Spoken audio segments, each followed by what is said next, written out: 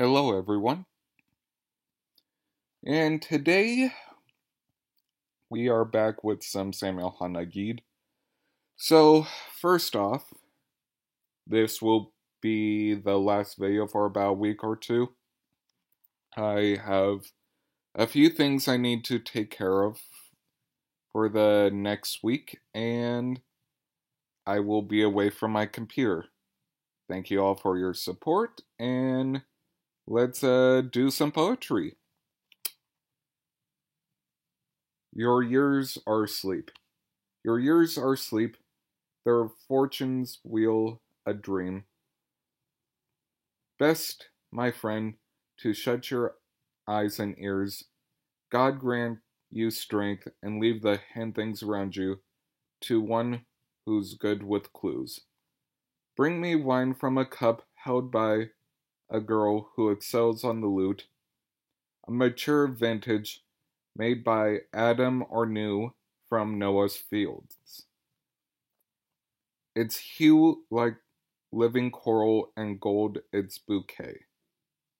Like calamus and myrrh, like David's wine that queens prepared impeccably, or graceful harems, the day it was put in his pitcher, he sang to Jeremiah's harp, unsurpassably saying, "This should be sealed and stored in casks in the cellar, for those who drink with excellent hearts, and hold their glasses wisely, and can keep the laws of Kohelet, fearing death and the fury to come."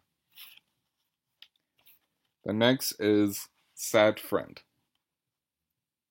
Sad friend, wed water to the grape's vine, fruit and gather the two in a cup. Your mouth, like a bridegroom's chamber, holds them soon.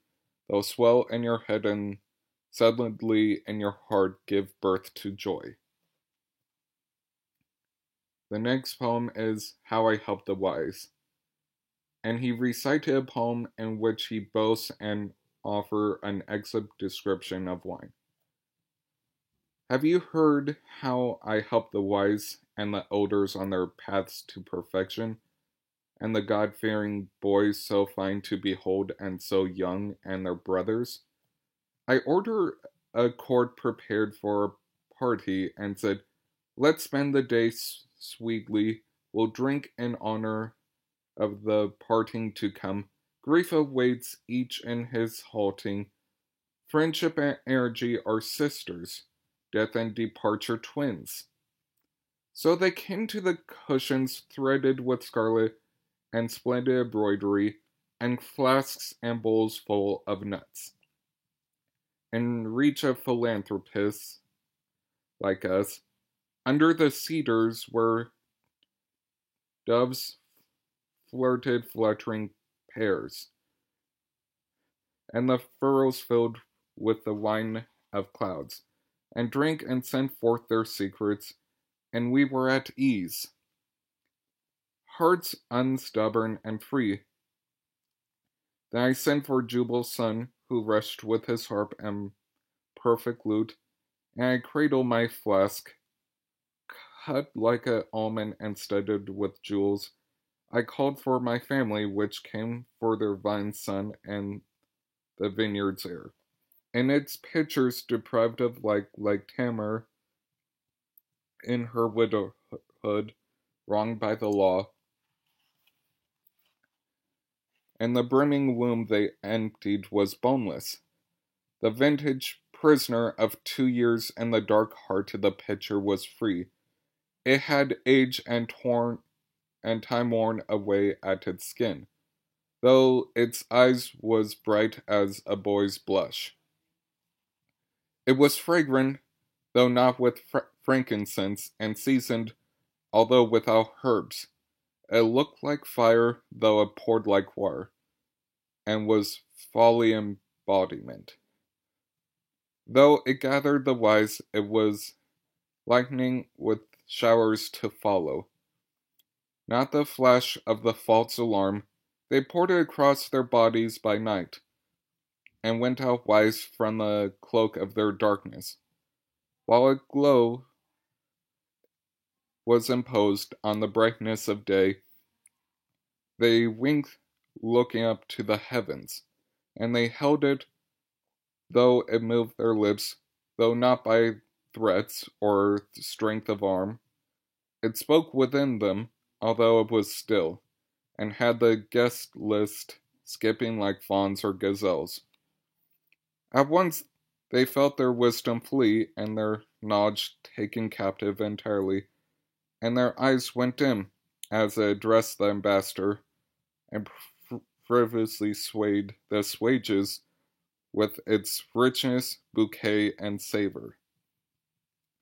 And they hid behind their glasses of onyx, went redder than rubies in a poor man's hand, the pitcher's prisoner, like faces gone flush, as though it were light which had brushed their temples and stuck. They tilted it back into their throats and rose to the heads of the haughty in power, and by dusk they were stretching out on their limbs, as though hit with a hammer in Yaw's hand.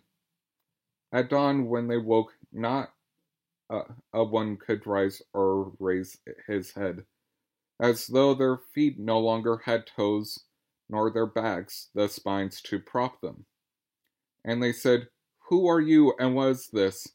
and stirred as though sloughing a dream, and I answer, "Listen to words which friends and enemies alike will attest to," and they were heard. In every court and up to the gate and heights of the city, and no one denies them. I am the heir of Kahat, the remnant of Merari. Men of renown, excellent craft, and from my father to Samuel, Elkanah's son, the bloodlines cross likewise with Moses, the prophet of God, who is kin to me. When the peoples are gathered, I'll call my father, and he'll call me my son. When the peoples are gathered, and they who question my lineage will find their own much flawed. I have glory and wealth, though God alone has strength and power. My songs surpass even those of the Levites, even those of the close-cropped priests. Coffers of gold are within my dominion, and chests of the finest clothes. In my presence the experts go dumb, and scholars as though they were guilty, and they leave with their lips pressed together. When I pass, their eyes are squinted. They stand there in silence before me, even the movers and shakers. I reveal to them marvelous things of hidden interest, obscure and fashion, my difficult rhymes, which know no peer in creation, but beyond all this and bear, and as much as I'm able, none of my actions are rooted in anger. If I'm forced to sin or sin in secret, may the Lord forgive me my compulsion and lapse. The next poem is Rogue in Appearance. Rogue in appearance and pleasant to drink, mixed in Spain and prized in Bombay. Weak in its pitcher, but rising to the head, it rules in heads that sway. Even the mourner whose tears fall with his heart's blood, disperse his grief and retreat with wine, as though friends passing the cup from hand to hand were rolling dice for a diamond.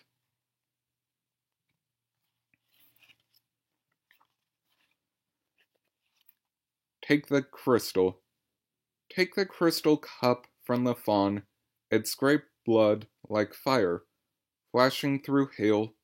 Her lips are like threads of scarlet, the roof of her mouth is excellent wine, and her talk, like her neck, is perfumed. From the blood of the slain the tip of her hand has reddened, half is like ruby, half is like pearl. Now, we are actually on a new section of poetry now.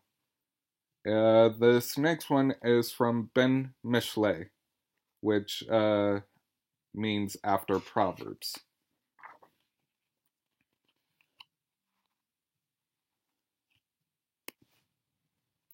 Truth is hard. Truth is hard and sudden, and justice like wisdom, distant and generous. Tack your heart by them on the way, which twists with sky dwellers' will. When the Lord is with you. When the Lord is with you, sit at home. You can hunt your beasts and birds from there. The wretched will labor, but never be full, then vomit their meals and choke on their words. One who works and buys himself books. One who works and buys himself books, while his heart inside them is vain or corrupt, resembles a cripple who draws on the wall 100 legs that can't get up. How could you loathe? How could you loathe someone who holds your sins against you and your heart? No one will hold you more to the truth than a friend whom you weakened and hurt. Forgive the man who sinned against you. Forgive the man who sinned against you, often just when revenge would be sweet, and in your heart don't loathe the ugly. In the harvest refuse there's chaff and wheat. If you are finding the good at fault. If you are finding the good at fault, you are in the dark all alone. If you can't see the kindness of others, there isn't much hope for your own. Delay your speech. Delay your speech if you want your words to be straight and free of deceit, as a master archer is slow to take aim while splitting a grain of wheat.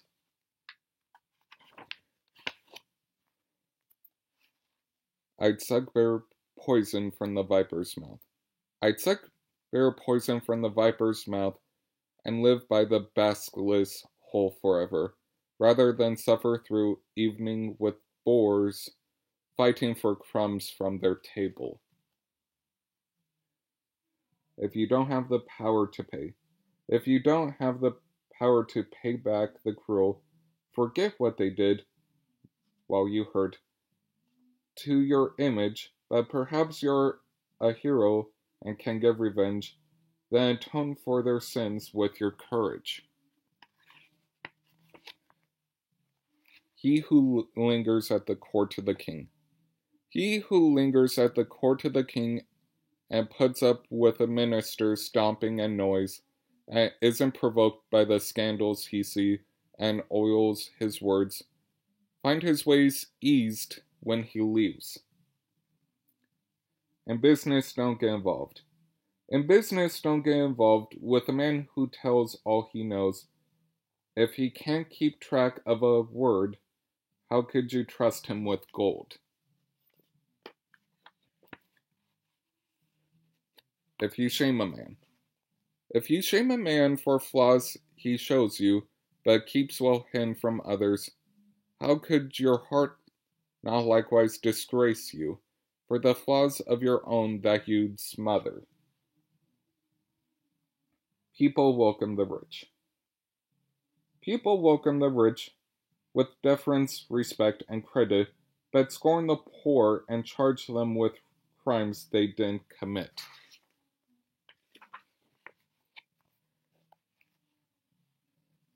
He whose heart in his heart.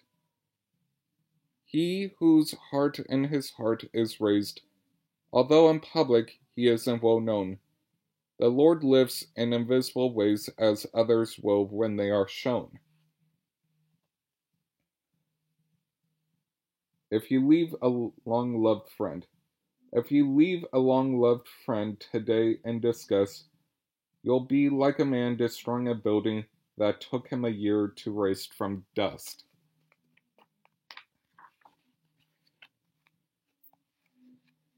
Respect and discretion. Respect and discretion will bring you wealth and lead the way on to power. But one who's quick to air out his thoughts will meet disappointment and sour. The rich are small.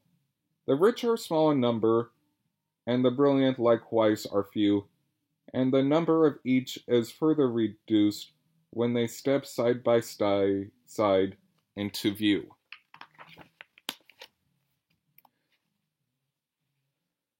You who'd be wise.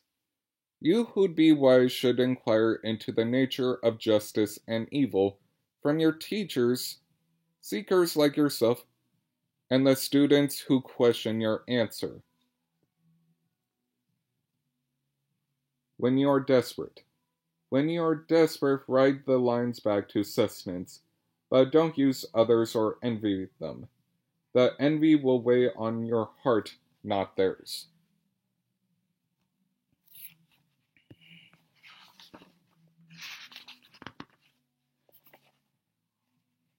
It's heart that discerns.